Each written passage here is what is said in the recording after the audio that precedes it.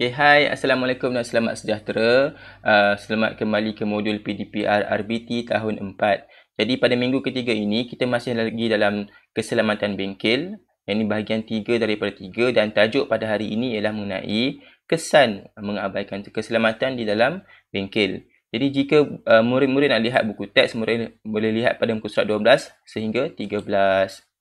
Baik, jadi pada hari ini kita akan belajar standard pembelajaran yang terakhirlah untuk tajuk keselamatan bengkel, iaitu 1.1.5, merumuskan kesan mengabaikan amalan keselamatan di dalam bengkel.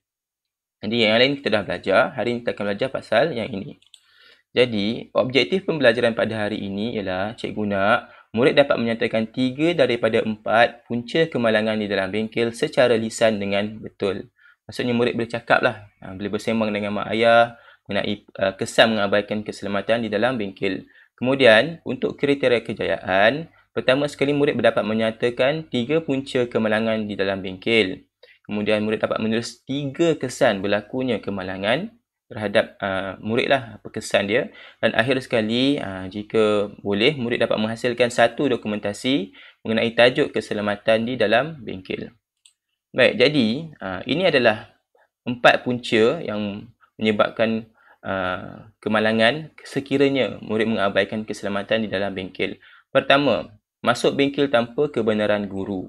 Ini punca pertama lah. Kadang-kadang murid dia teruja nak masuk, tak boleh tunggu guru. Jadi kesan dia boleh berlaku kecederaan atau kehilangan barang semasa ketiadaan guru. Jadi jangan sekali-kali lah macam kita belajar peraturan, jangan masuk bengkel tanpa kebenaran dan kesan buruk dia boleh berlaku kecederaan. Siapa nak bertanggungjawab kan? Keduanya, dilarang membawa beg masuk ke dalam bengkel. Ini adalah punca dan kesan dia ruang kerja. Jadi ruang untuk kita, murid bekerja, nak berdiri melakukan projek atau tugasan akan menjadi sempit dan menghalang laluan untuk sebab murid akan berjalan di dalam bengkel untuk ambil alatan, pulang alatan. Jadi dia akan menghalang laluan. Ketiga, jika murid tidak membuka pintu dan tingkap bengkel. Jadi guru-guru pun akan membuat tugasan lah, kumpulan mana yang akan buka tingkap. Jadi tugasan ini murid kena ikut sebab jika tidak buka tingkap dalam bengkel, tiada pengudaraan yang baik dan pencahayaan tidak cukup. Pengudaraan ini penting kerana dalam bengkel ada bahan kimia.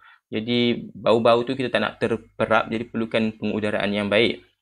Dan seterusnya pencahayaan pun sangat penting kerana murid akan melakukan kerja yang tajam, melakukan potongan gergaji. Jadi menggunakan cahaya yang sedikit sangat tidak sesuai.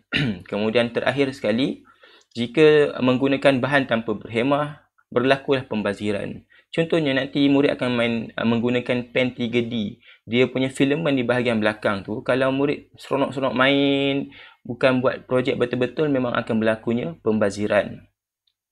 Jadi itu adalah 4 punca dan 4 kesan mengabaikan keselamatan bengkel.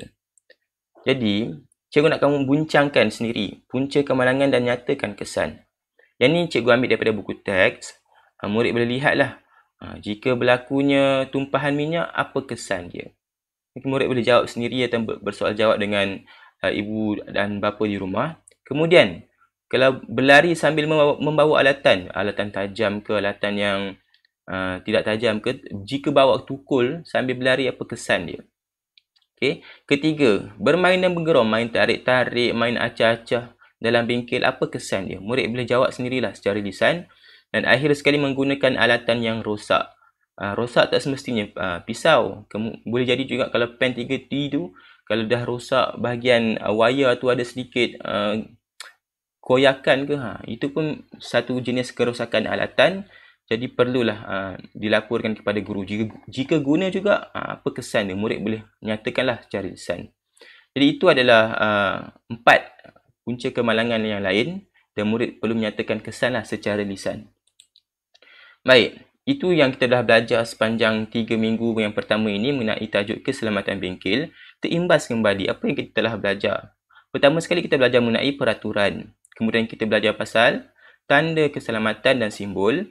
Kemudian kita juga belajar macam mana nak membaiki kecederaan ringan, merawat kecederaan ringan, luka melecur, kalau kena renjatan elektrik kita dah belajar.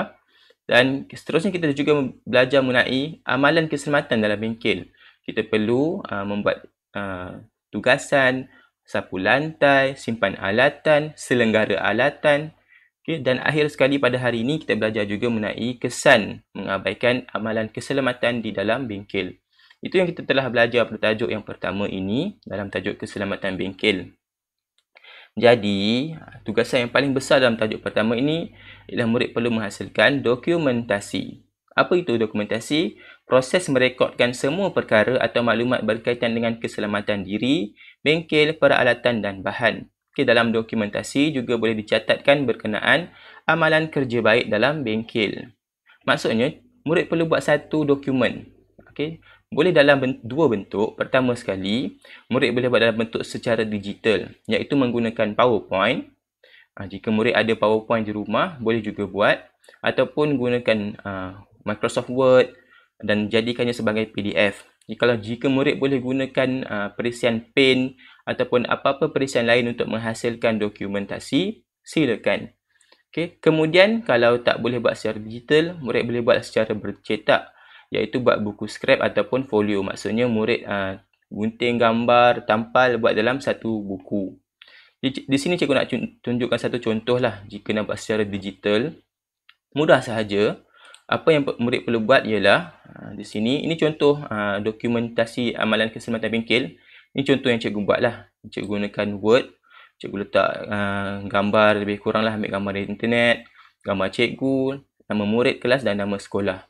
Kemudian cikgu cari peta buih mengenai peraturan keselamatan diri, peraturan peralatan dan bahan, dan seterusnya cikgu juga buat mengenai simbol keselamatan. Cikgu letakkan dalam satu Word ni lah. Okay, kalau dalam kertas, kalau murid nak buat secara bercetak, maksudnya murid lukis gambar ataupun gunting gambar simbol ni tampal. Cikgu lebih suka murid buat secara digital lah, senang nak simpan dan juga tidak mengurangkanlah penggunaan kertas. Seterusnya, mengenai kecederaan ringan, macam mana nak rawat. Okay. Maklumat-maklumat ni murid boleh rujuk buku teks ataupun internet untuk nak buat dokumentasi. Okay, jadi macam mana nak selenggara alatan. Dan akhir sekali, kesan mengabaikan keselamatan. Jadi dan akhir sekali murid boleh buat macam ni lah. Sekian, terima kasih. Ini contoh mudah lah. Cikgu tak nak tunjuk contoh yang payah-payah, takut murid terbeban nak buat dokumentasi.